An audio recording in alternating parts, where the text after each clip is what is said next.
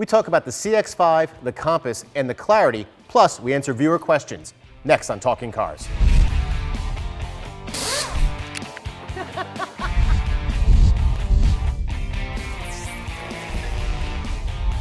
Hi everyone, and welcome to another episode of Talking Cars with Consumer Reports. I'm John Lincove. I'm Jennifer Stockberger. I'm Gabe Shenhar. And we've got a couple interesting cars to talk about, real popular small SUVs that people have been asking about. When's the CX-5 going to be talked about? When's the Mazda CX-5 going to be in your test? Well, we finally have one. We bought a touring edition. Gabe, tell us a little bit about the model we bought and what we think of it so far. Okay, so yeah, we bought a CX-5 and true, I mean, generates a lot of interest out there. And we got a touring, which is a mid-trim with with an optional package that makes it very close to a Grand Touring. It's $29,000 and change. It gives you a power seat, sunroof, all the desirable features you'd want in this class. And so far, it's pretty impressive. I think I haven't heard any staff member who doesn't like the car. Yeah. I mean, it's always been kind of a fun to drive little small SUV. Only this time around, they kind of kept the fun to drive pretty much, but it's much quieter. It rides more comfortably. I mean, the suspension balance here is just optimal in terms of ride comfort and handling agility. It's almost a more mature car than the previous generation. Right, because it kept the good and added better. Right, yeah, right. So yeah, I agree. Yeah, it's nice inside. It's certainly luxury-like. You know, if you get a Grand Touring, which we borrowed, and some of our video footage has the Grand Touring one we borrowed from Mazda, yep. It's almost like a competitor for a luxury small SUV, but you're getting a conventional vehicle, and you're getting a little bigger one. But there's one feature that's really important as far as Consumer Reports looks at some safety features with the CX-5, right. and that is the addition of the slow-speed automatic emergency braking, right, which will be standard on the 17 forward. So that's very important. That gets some points in our test. Gabe also mentioned the blind spot warning, or the Touring gets the blind spot warning. In this car, you do get that slopey rear visibility concern. You know, it's not that great, so that's very helpful as well.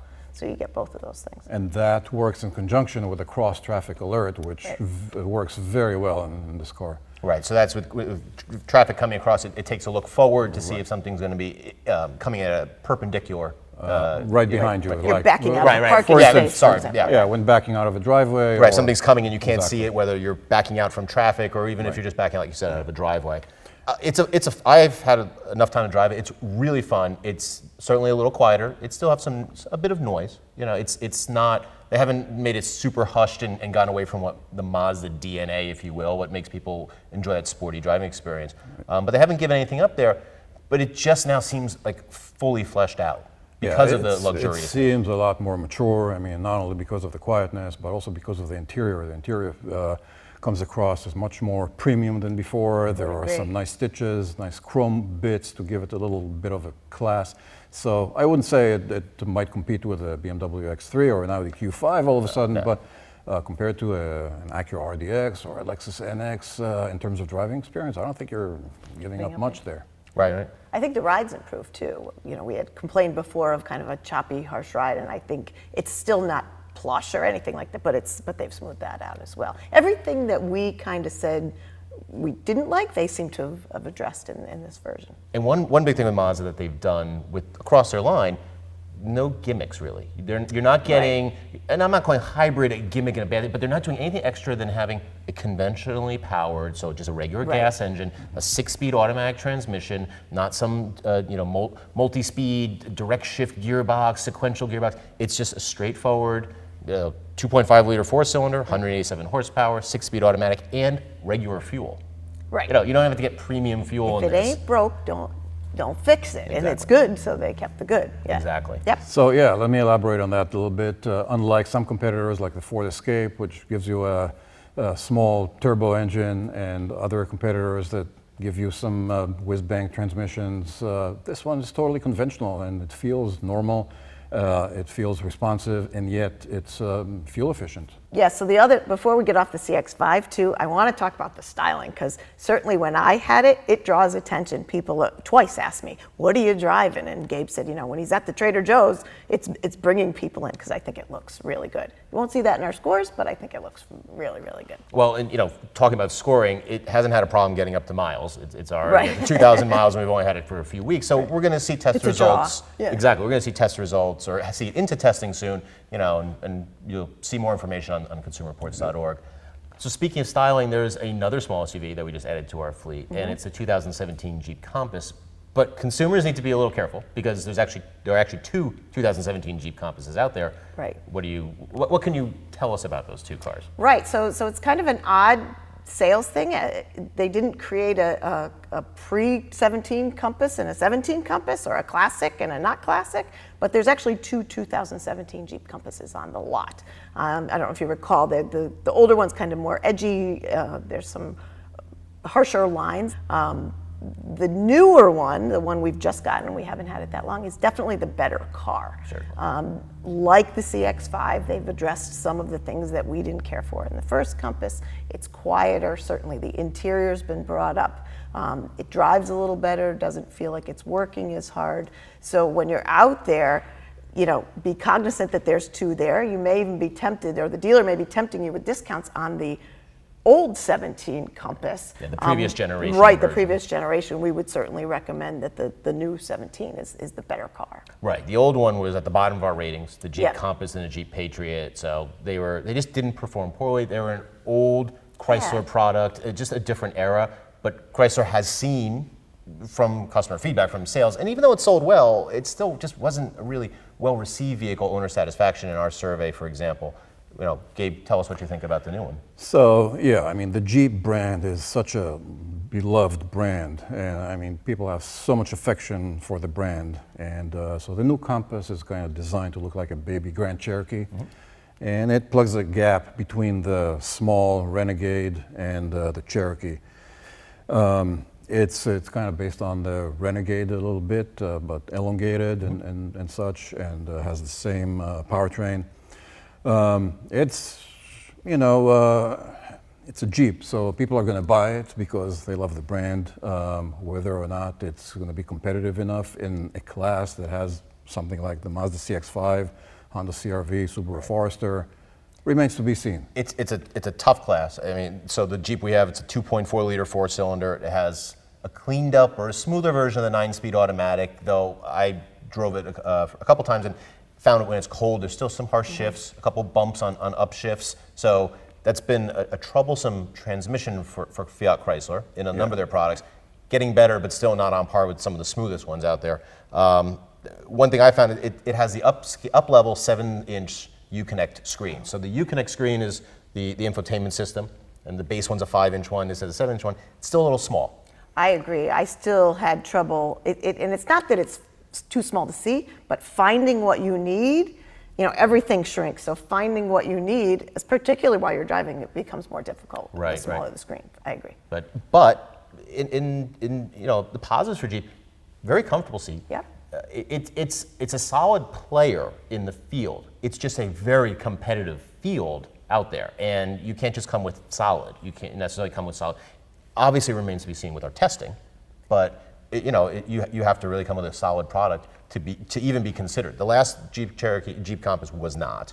The new one's a lot better. Also, in addition to that crazy confusion with the 2017, I mean, they should have called the new one 2017 and a half or 2018 even. Right. But anyway, seems to be a little bit of an overlap, price positioning, and depending on various options between the Renegade, the Compass, and the Cherokee. So I think that they might have to make some adjustments here. And also, safety-wise, we just talked about the Mazda comes with the standard low speed. You can't even get that until you move up to a much higher level. Limited. Limited, yeah, right. You get a small SUV for $35,000. It's Right. already a questionable proposition. Exactly. And there's not the built-in reliability either. So Jeep doesn't have that. You know, the Compass certainly wasn't one of the higher in terms of reliability either in the past. Hopefully this one's better, but again, there's so much change, you know, that first year, but there's some work in the reliability side as well. Right. So we're just starting with that one. It just came out. We're putting some miles on Cautiously optimistic. it. You could say it. The third vehicle that we want to talk about, which is totally unique, California owners or residents, consumers may see it on the road, not many. The Honda Clarity is a model line in the Honda lineup, and we have driven one of the first vehicle out there, the FCV, which is the fuel cell vehicle. And Gabe, being the lead on alternative fuels, I mean, I can't go in that much depth on it. Tell us about it. It's powered by hydrogen, and why is it in California, first of all? Okay, so yeah, a fuel cell vehicle is basically an electric car that has a power plant on board, making the electricity on board rather than relying on a big battery to haul around. So in California is much more advanced in terms of infrastructure, refueling infrastructure. So in the LA metro area and San Francisco Bay Area, there's a more dense cluster of refueling stations. So Honda is offering the Clarity for $369 a month lease. And so it'll probably come to the Northeast at some point, but we're really behind on hydrogen infrastructure here. Yeah, it's kind of a chicken and egg situation. You know, they're not going to say, "Oh, we're going to sell it in the Northeast," and then no one can get it. In fact, for us, it's a difficult proposition to fill 25 miles to get it filled, right, from here. We have to drive to a private, Right. to a commercial. Excuse me. It's a commercial filling station. Make an filling station. appointment, it's But there are plans, according to Honda, to roll it out. Jen, what do you think of it as far as driving it, and then interior, the experience? It certainly doesn't feel like a science experiment like some of the past ones. Yeah, and I certainly say I'm a fan of the electric vehicle. So I really like driving it. I like driving the Mirai. I like driving the Clarity. I find That's the Toyota Mirai. right, the Toyota Mirai, which is the other fuel cell vehicle that we've evaluated. But I really like the quiet. I find it very calming. I know that sounds maybe silly, but I do. And it's certainly peppy enough. A lot of the electric stuff that we used to complain about, the whiny noise and the regenerative braking, that's all seems to be gone. Right, the brakes used to like pulse, or almost felt like you were pushing a hockey puck against the brake rotor. You Right, didn't have as any it pushed feel. back at you, that doesn't exist anymore. So regardless of how it's powered, it's got all the benefits and some of the disadvantages of electric in that you hear some other noises. There's new noises that go with the electric, but they're not obtrusive. My complaints about the Clarity would be Honda-isms, not Clarity-isms. Sure. So the shifter, it's got that push button, goofy shifter. Right, so it's a toggle to reverse, and Yes, it's a push button and a push button to gear. drive and Right. park, and a push button start. Don't care for that. Still some, controls-wise, it's got the screen, but you still got to go through a lot of steps to do some pretty common things, like tune the radio. But those are Honda things; those aren't Clarity things. So, Right. so I enjoyed driving the Clarity. Nice aspect of it, the Honda Sensing Safety System is standard Right. on all of them, so you're getting forward collision warning, automatic emergency braking. You're not getting a blind spot warning system. That's a traditional one. You're getting Honda Lane Watch, which is a Only camera shows you the right side. on Yeah. the right side. You turn on your signal, the directional for the right, make a right turn, and it shows you an image on the screen. So that's going to be standard on them. Which fortunately Honda is moving away from that, as evidenced by the Honda CR-V, which Right. now has a traditional blind Right. spot that covers both sides. So, instead of- so some of their newer ones you could tell this was developed a little, in the past when they were still enamored with that system. It's going to be on the other two versions, which come out this fall, the battery electric, which is the full battery version, and then there's a plug-in hybrid that will also be available. The key difference, battery electric, California and Oregon sales only, but the plug-in hybrid is going to be full 50 states. Right. So Right. that's the version we're going to buy. Yeah, that's the version we'll buy because it has the most mass market appeal, and you don't have to really compromise anything. You don't have to plan anything. You have 42 miles of electric only range with the plug-in until it reverts to a hybrid system, and relying on the gas engine, you can go and fuel it just like any other car.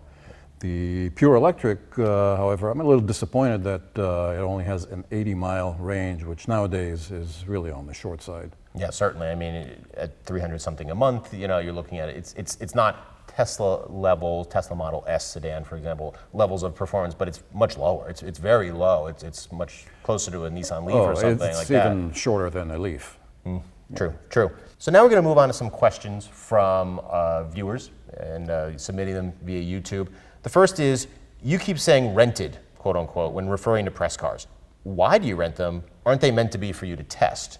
And we're unique in that we actually buy and rent cars, but we only test ones that we buy. And Gabe, can you give us a little bit of information? Sure. So for all formal testing and the ratings and everything that's empirical, such as fuel economy and braking distance, we only rely on the cars we actually bought. We like our independence. We like no strings attached.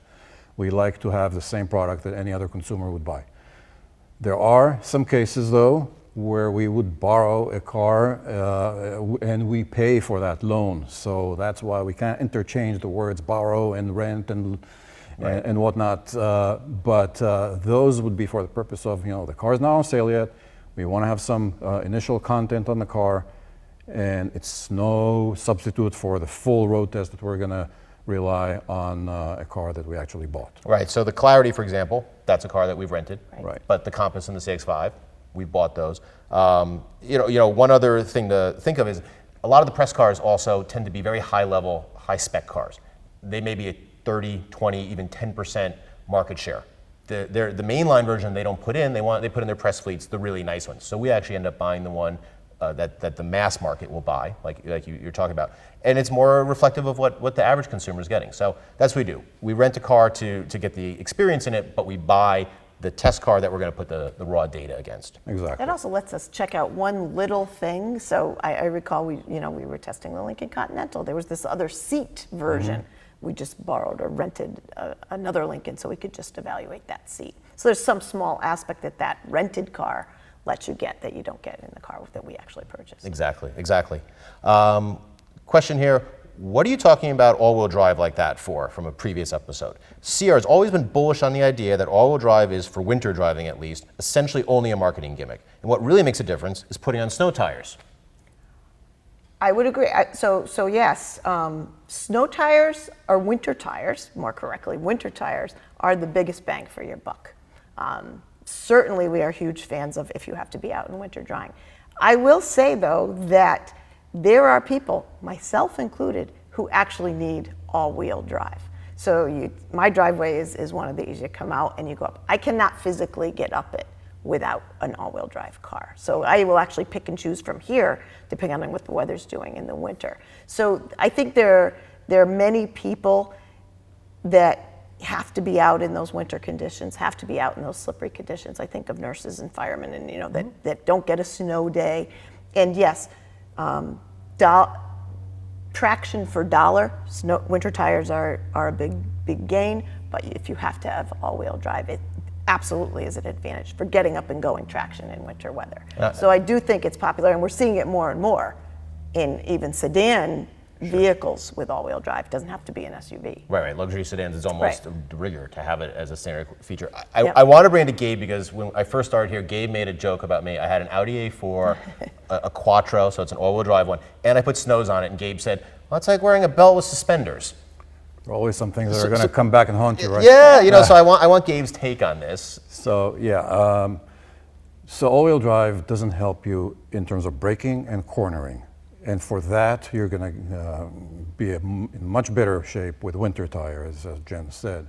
All-wheel drive, however, it does help you with startup traction. Like you won't need to climb a hill, it'll help you. And so it has to be acknowledged that it's a huge pain to do a swap twice a year, once in the spring, once in the fall, between regular tires, the all seasons, and winter tires. Especially if you're in an area where you get a little bit of snow and then it warms up, maybe mid-Atlantic states and such. You're in Vermont, you put them on, you're on snows all season, and then you're done. But when it gets really warm, then the snow tires aren't a liability, but they wear quicker. Yeah. They're a little squishier. So you want to take the snow tires off to make them last longer, put on your regulars, then you get back into this switching. So that's why we talked about it, particularly with relation with the Kia Niro, and that it looks like a crossover but doesn't have all-wheel drive. Some people are going to find that as a problem. Yeah, but to Gabe's point, that all-wheel drive does you nothing if you have no grip there. Exactly. So you have to have the both. So it isn't belt and suspenders. It's belt and I don't know what else. Yeah, garters or I don't know, but they both work. Final question, which is a more upscale interior and drives better? Okay, we're going to talk about the cars, and is more refined, a Mazda 3 hatchback or a Subaru Impreza hatchback? Good question. The current Subaru Impreza is a huge step over the old one. Right, the one it now just went on sale last fall. Yes, the redesign 2017. If you get a high trim one, it's pretty nice inside. If you get the premium, it's pretty run of the mill. The interior is pretty basic. The Mazda may appear a little more upscale. You can get, I think you can get lumbar support adjustment in the Mazda that you can't in the Subaru Impreza. So it's pretty close. I'd suggest the person goes out and sees what really appeals to him in the interior of both. I think the Grand Touring of the Mazda 3 just has just a little bit more to it, a little je ne sais quoi, if you will. It just has those leather touches. It has the soft touch door materials, just a little bit more than the top trim Limited with the Subarus. Jen, do you have a thought on this? Yeah, I think I would agree with both of you that the Mazda has an edge in terms of interior. And if this is any leader, that if any of that trickles down to the Mazda 3, that the next one will be there even that much better as well. But to continue the answer here, in terms of refinement, the new Subaru Impreza is quieter than the Mazda 3. So in terms of refinement, you have an edge there. Yeah, and I think the styling of the Subaru is a little more upright, and you have just a little bit more space utility-wise, hatchback to hatchback. Mazda is definitely swoopier. With not numbers to numbers of, down to millimeters or whatever, but you're going to see a little more usable space in the Subaru. They just tend to have that as almost a brand attribute. A little more boxy, a little roomier, a little bigger in the cargo area. Better visibility too. You'll see in the Subaru Better visibility because definitely. of that. Yeah. Yes. Well, that's going to wrap it up for this episode of Talking Cars with Consumer Reports. As always, you can check the show notes below for more information on the cars we discussed. And thanks for watching, and see you next time.